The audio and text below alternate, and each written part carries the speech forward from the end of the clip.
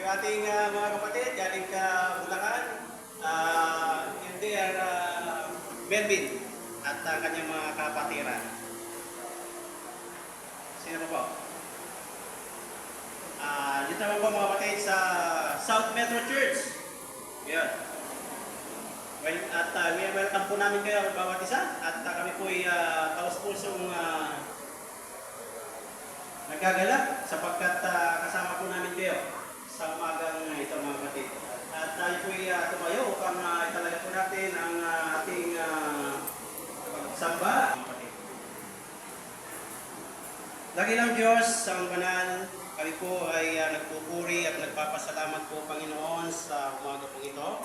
Salamat po Panginoon sa araw na ito na inyo pong pinagkalo po sa amin upang kami po ay magsama-sama upang ikaw ay amin pong dakilain, ikaw ay amin pong sambahin sa Espiritu at katotohanan, upang ikaw ay amin pong pasalamatan sa araw pong ito na kung saan ang gawain pong ito ay patuloy niyo pong pinapangunahan sapagkat alam po namin Panginoon ng iyong pagkilos ang unang nagpapatatag sa gawain pong ito, Panginoon, kasama ng mga kapatid ko sa gawain pong ito ang banal. Salamat po, Panginoon, sa paggabay niyo po sa bawat isa, sa kabila ng mga pagsubok, sa kabila ng mga problema at suliranin na pinagdadaanan ng gawain pong ito, ay tunay nga po, Panginoon, kayo po ang nangunguna at patuloy na gumagabay sa bawat isa po sa amin, Panginoon. Nagpupuri po kami, nagpapasalamat po dakilang Diyos sa umaga po ito.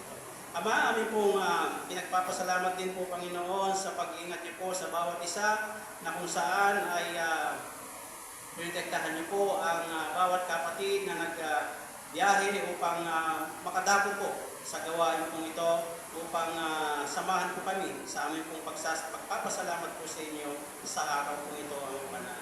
At tunay nga po Diyos, amin pong itinatalaga po sa inyo ang gawain pong ito mula po sa umpisa hanggang sa matapos ang bawat magbibigay ng mensahe sa umaga po ito ay nawa ikaw ang manguna sa pamamagitan ng iyong banal na Espiritu at sa pamamagitan ng iyong mga salita ay magkaroon ng patuloy na kalakasan, kasiglahan ng bawat isa po sa amin sa inyong paglilingkod po sa inyo ang banal. Salamat po Diyos sa umaga pong ito. Ang gawain pong ito mula po sa umpisa hanggang sa matapos ay amin pong tinatalaga sa pangalan ng aming Panginoong Jesus. Amen. Okay mga kapatid, dato mo tayo sa ating congregational singing. Sa pagkakataon pong ito mga kapatid ay ating mauna po tayo ng ating kapatid, Brother Amien.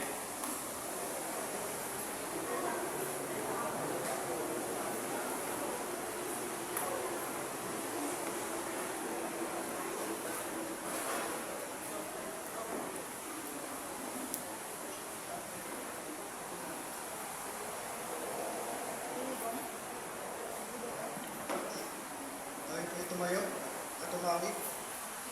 Buksan po sa song number 181. 181.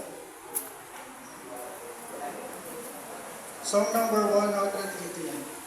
The 23rd Psalm.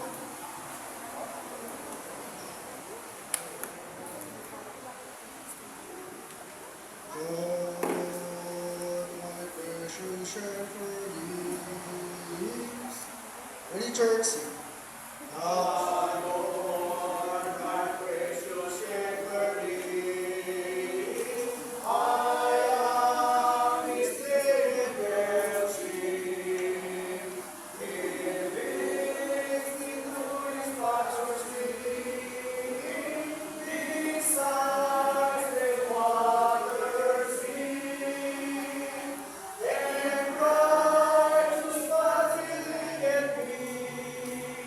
Yeah.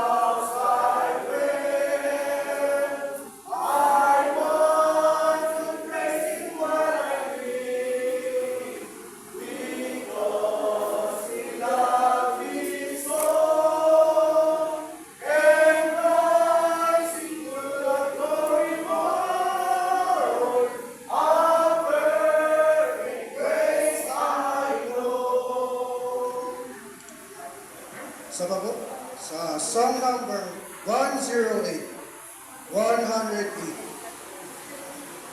Star in the East.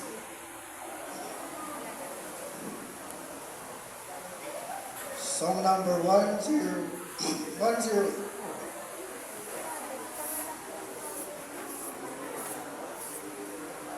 Hail the blessed morn, sing great radiate. Ready, church?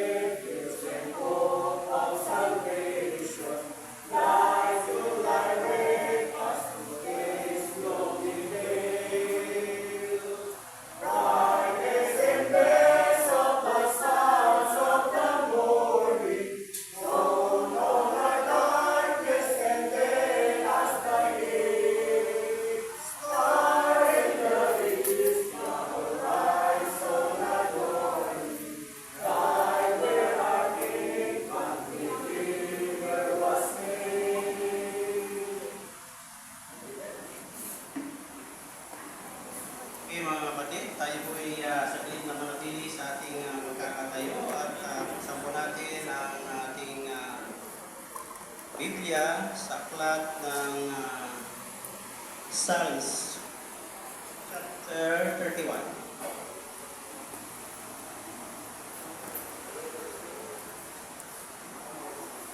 Ito yung ating magiging tema sa ating pagpapasalamat sa araw na ito, mga kapatid.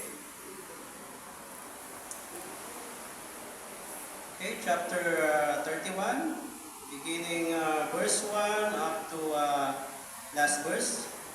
Sundan po niyo ako, mga kapatid, sa ating pagbabasa ng banal na kasulatan sa aklat ng Psalms chapter 31. In Thee, O Lord, do I put my trust. Let me never be ashamed. Deliver me in Thy righteousness. Bow down Thine ear to me. Deliver me speedily. Be Thou my strong rock, for a house of defense to save me. For Thou art my rock and my fortress. Therefore, for Thy name's sake, lead me and guide me. Pull me out of the net that they have laid privily for me, for Thou art my strength. Into Thine hand I commit my spirit. Thou hast redeemed me, O Lord God of truth. I have hated them that regard lying vanities, but I trust in Thee, in the Lord. I will be glad and rejoice in Thy mercy, for Thou hast considered my trouble.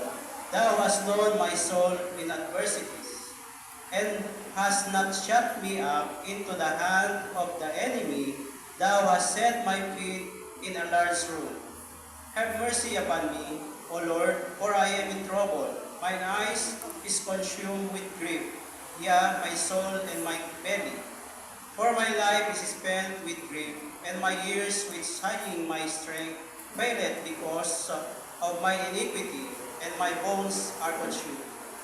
I was a reproach among all my enemies, but especially among my neighbors, and appeared to mine acquaintance, they that did see me without fled from me. I am forgotten as a dead man, out of mind. I am like a broken vessel. For I have heard the slander of many.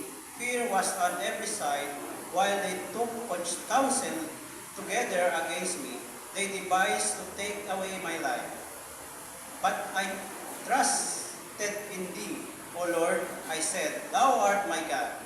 My times are in Thine hand. Deliver me from the hand of my enemies, and from them that persecute me. Make Thy face to shine upon Thy servant. Save me for Thy mercy's sake. Let me not ashame, O Lord, for I have called upon Thee. Let the wicked ashame, and let them be silent in the grave. Let the lying lips be put to silence, which speak grievous things, proudly and contemptuously against the righteous. Oh, how great is Thy goodness, which Thou hast laid up for them that fear Thee, which Thou hast wrought for them that trust in Thee before the sons of men. Thou shalt hide them in the secret of Thy presence. From the pride of man, Thou shalt keep them secretly in a pavilion from the strife of tongues. Blessed be the Lord, for He hath showed me His marvelous kindness in a strong city. For I said in my haste, I am cut off from before Thine eyes. Nevertheless, Thou heardest the voice of my supplications when I cried unto Thee. O love the Lord, all ye His saints. For the Lord preserveth the faithful, and plentifully rewardeth the proud doer. Be of good courage, and He shall strengthen your heart, all ye that hope in the Lord. Purihin po ang Panginoon sa pagkakabasa po natin sa Kanyang mga salita. Tayo po'y makakapula po ang kapatid.